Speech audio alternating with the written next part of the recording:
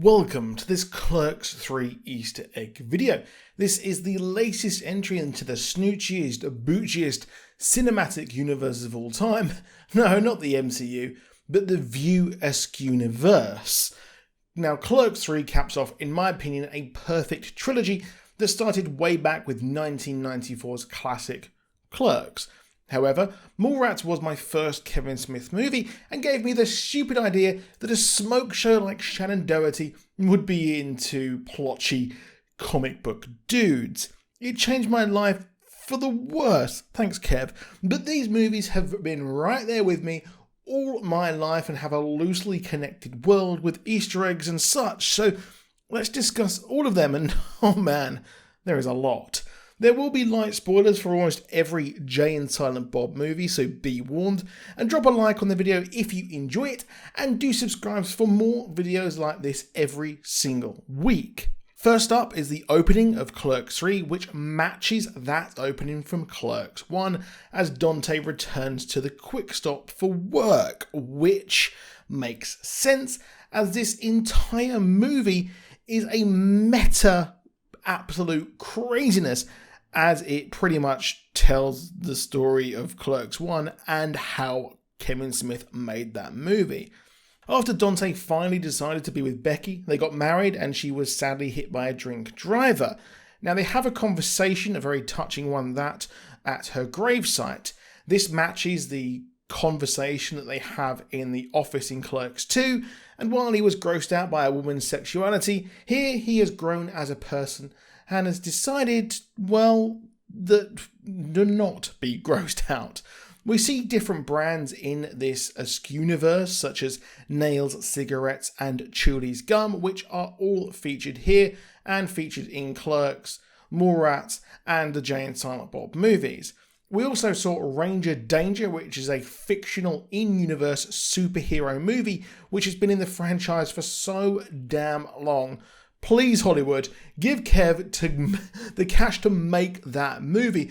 I had bought a t-shirt, got too fat for it, lost weight to wear it again, and it also got a hole in it and the print faded. That's how long it's been. Now, we saw RST video where Randall worked or slacked off in Clerks 1, which has now become a dispensary for Jay and Silent Bob. They even returned the movie Dental School, which is 28 years late. This is the same movie an angry customer of RST wanted to rent and bothered Dante about it in Clerks 1 when Randall was late. Talking of video stores, Randall later in the movie wears a t-shirt that has Big Choice Video on it. It is the same store that he went to in Clerks 1 to actually rent movies, as he says the one he works at is rubbish. Other brands carried over as well from other movies is the Uber parody Ride Me, which is a ride-sharing app. This featured in Jay and Silent Bob the reboot and can be seen behind the counter in the Quick Stop. Another reboot reference here is the Cocksmoker, a chicken shop that the pair had in that movie. And lastly, in this section we have the Happy Scrappy Pup, which appears on a t-shirt the guy at the dispensary wears. This is a video that a kid wanted to rent at RST while Randall was on the phone asking for pornos.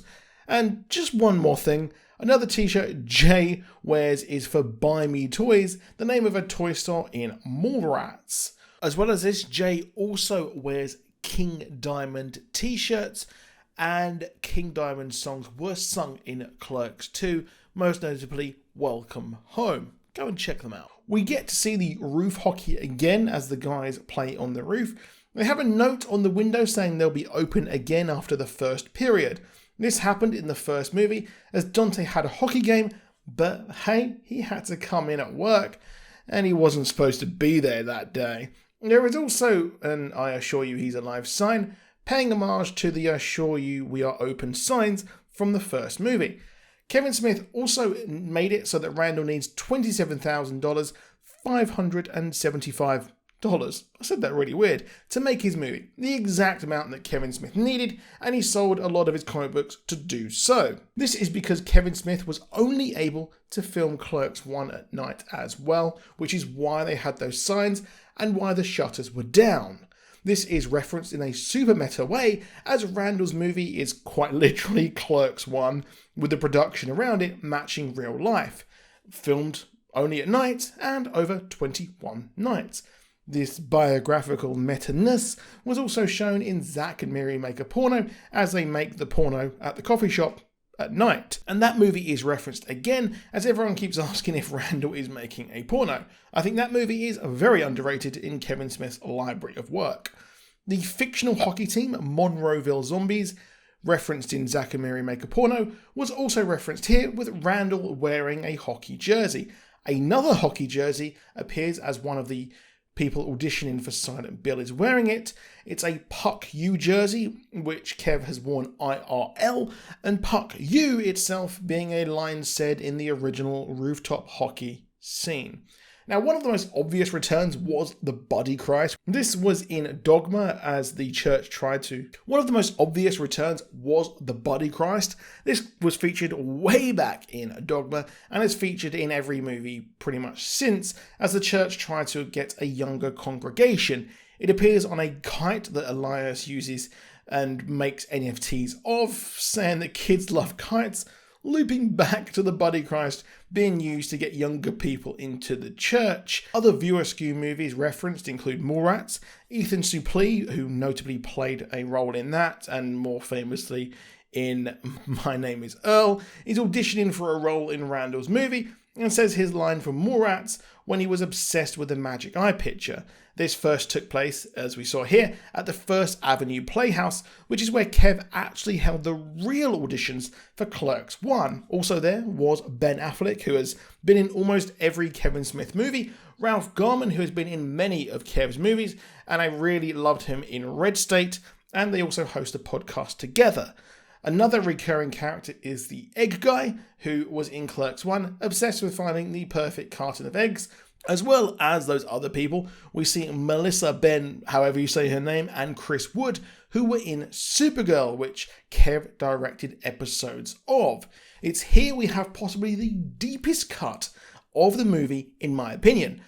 At the auditions, Randall is wearing a t-shirt that says Leonardo YMCA and mentions a memorial swim meet on the t-shirt. In Clerks, the funeral they go to is for Julie Dwyer. The actual funeral events we didn't see were animated for the Clerks X DVD. She is also mentioned in Mallrats, and the reason why TS's girlfriend Brandy has to go on her father's dating show.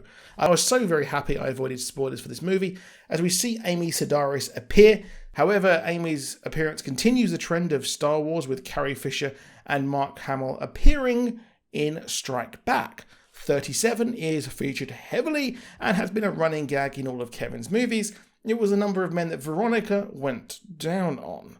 Now, in the movie, we see the return of Elias, who was one of my favourite parts of Clerks 2, the #1 Lord of the Rings and Transformers fan. Now, his appearance in this movie and his entrance is exactly the same as it was in Clerks 2, with his really creepy family having us twee, sing song and whistle in the car. Yeah, wonder how they feel about him being a Satanist now. Jay also rehearses the line, "Silent Bob, you're a rude mother effer, but you're cute as hell," a line he said in the original movie. It's of course not the first time the Stoners have been around us movie sets, as the pair say, "Me and Silent Bob are the only ones here who've been actually on a movie set." Twice, with this referencing them trying to stop both Blunt Man and Chronic movies from being made in both Jay and Silent Bob Strike Back and Jay and Silent Bob Reboot. Millie, the daughter of Jay, portrayed by real-life Kevin daughter's Harley Quinn Smith, appears as well, as she debuted in Jay and Silent Bob Reboot. And there's one final reference here, as we see a Star Wars or Ghost vision of Dante, which you could say is a Return of the Jedi Yoda Ghost reference. But that is it for this video. Let me know what you think down below. I adored this movie to my very core, and I really hope he doesn't retire. And, well, I'll see you soon, and goodbye.